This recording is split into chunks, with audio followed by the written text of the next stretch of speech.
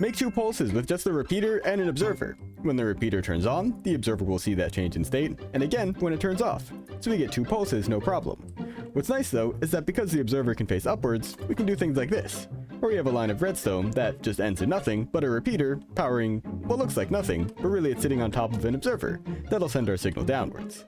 Now the delay on the repeater does add a delay in starting and stopping it, but the actual time between the 2 pulses stays the same. We can see here we have it set to 1, 2, 3, and 4 ticks, which is how long it'll take before it turns on, but with the signal turning off, it'll take the same amount of time between the pulses. So we just have a later start later on. If you want to have an even longer delay between the 2 pulses, we can use a pulse extender. I've shown this off before using comparators or even more to make a longer pulse, and with an observer looking at the comparator, it can see when it turns on, and again when it turns off. If we have it pointed at the dust though, it'll actually see every time the signal's strength changes.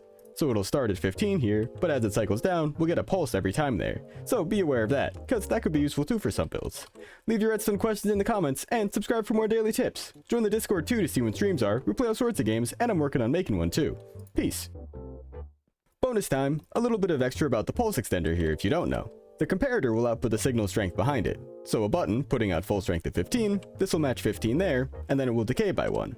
We can see while this is on, it's 15, then goes down to 14, and then the power starts to go down, because this is going to output 14 here. So as soon as the button turns off, this stops being 15, and will actually become 13, from the 14 here decaying by 1.